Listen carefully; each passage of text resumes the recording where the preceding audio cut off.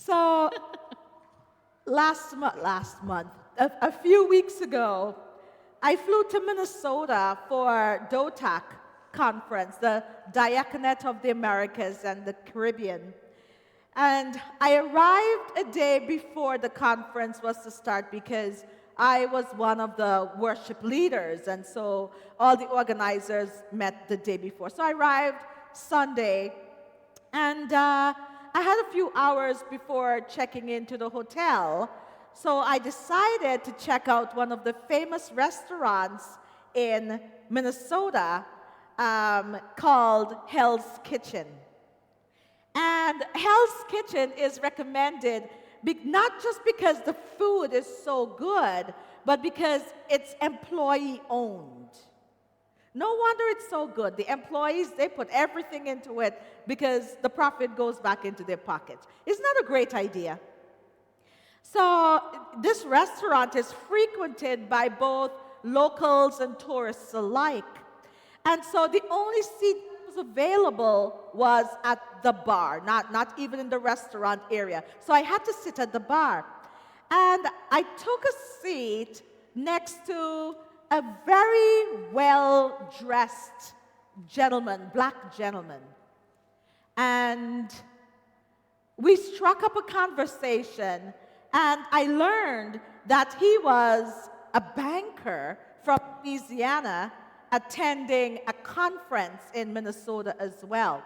And he learned that I was a Canadian diaconal minister. But that's when it got interesting, is when he found out I was Canadian. He was very curious to learn more about Canada. Well, as he described it, the socialist country to the north. He was a capitalist. He said it right from the start. He was a capitalist. So he went on to asking me, how on earth is it okay for working Canadians like myself? How is it okay? How do I really feel about paying taxes so that everyone could receive health care, even those people who didn't want to work? And he wanted to know, as an educated professional, how I could be okay with having the same caliber of health care with people who were too lazy to get an education and too lazy to contribute to the country. Real capitalist, right? And he just couldn't wrap his head around how the people of Canada, the hard-working people of Canada, would be happy with a system that provided so much social offerings to others who didn't want to contribute, who didn't want to work. So I thought I'd make the conversation a little bit more interesting by mentioning to him the monthly child tax benefit. Because that's unheard of in the US, right? So I mentioned to him, oh yeah, the 20th of each month, every Canadian child receives, some money back from the government. And I say, and it depends on, the amount depends on how much money you make, right? So those who make very little, each child receives a whole lot more, right? Oh, and I really told him about it. And I thought he was going to have a conniption. Like, he was really, really getting agitated. And at one point, he mentioned how stupid the Canadian system was, the stupid socialist system. And he really asked me, he said, if that is it, why would anyone want to go to work? Why would any moms go to work when they could sit on their behinds and pop out babies and get these checks every month, as if that money is enough to really pay anything, right?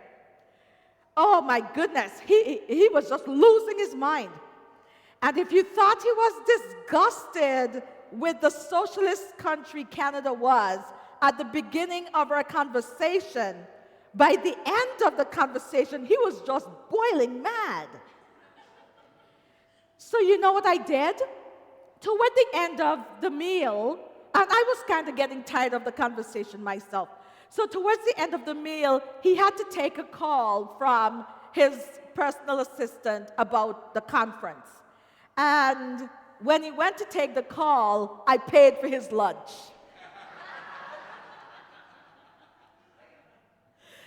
It wasn't that much. I had eggs, he had eggs. So it was like a breakfast lunch, but I paid for his lunch. And, well, he came back, and I said, well, see you later, sir.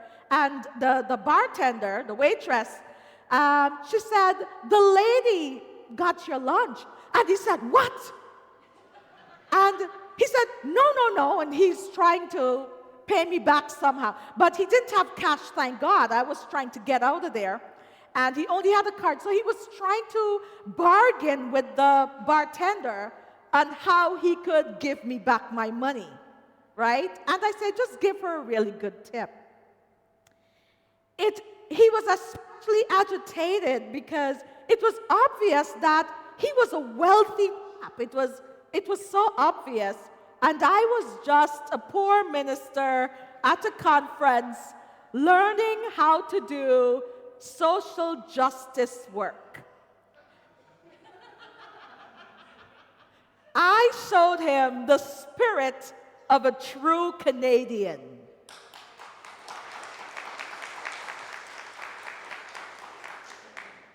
Isn't it wild that some of us have a problem taking care of God's holy creation?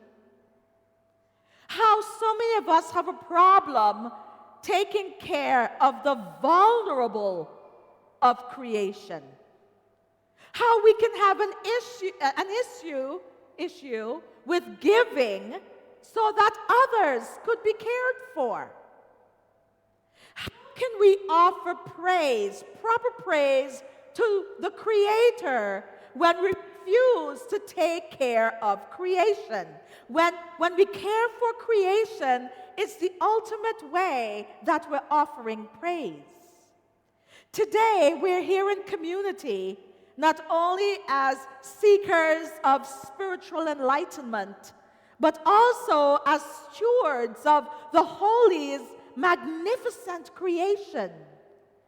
In Psalm 148, we explore the beauty of our earth, a symbol of the divine presence and the responsibility we have as caretakers of the earth and its inhabitants.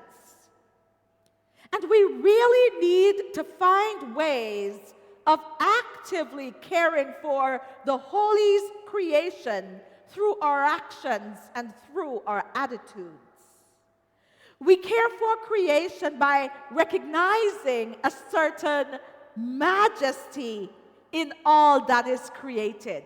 Psalm 148 begins by proclaiming the greatness of the Creator and the awesomeness of creation. And my goodness, it is awesome, isn't it? How many times have we been out in nature and seen something or experienced something and just be gobsmacked, just be blown away by it? I experience this daily. How many times are we in awe at how nature works?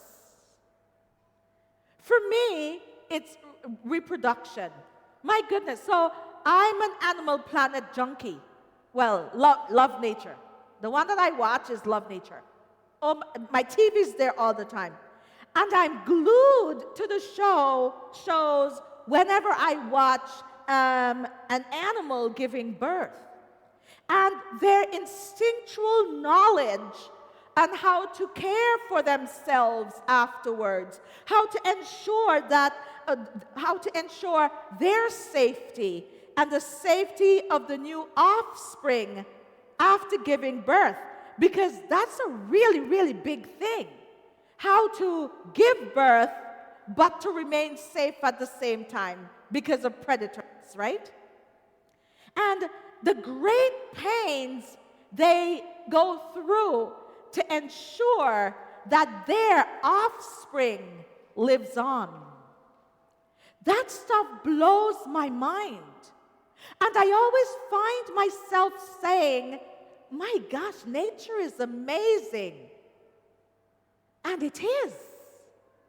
And I also find myself in awe of the Creator over and over and over again. I hope you guys never lose that awe. Never lose it. Another thing for me is healing. The way we heal. My goodness. It's such amazing stuff. Our first step in caring for creation is to recognize the divine presence in the world around us. When we see the Creator's handiwork in a sunset or a mountain or a flower, we're more inclined to treat it with reverence and respect. We should also be reminded of the Creator's handiwork when we look at things we consider pests, flies, and mosquitoes. Yeah, they're part of creation too, aren't they? And they are a necessary part of creation. Caring for creation means that we must take our responsibility as caretakers seriously.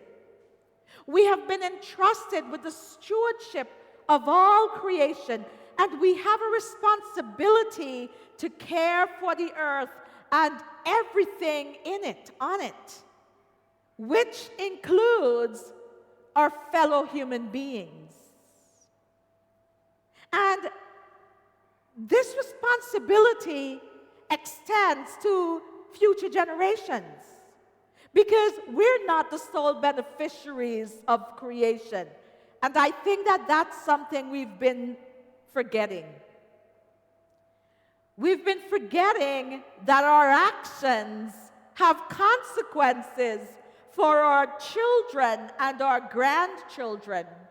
And I hope that we are more aware now than we ever were before, and we are making some effort.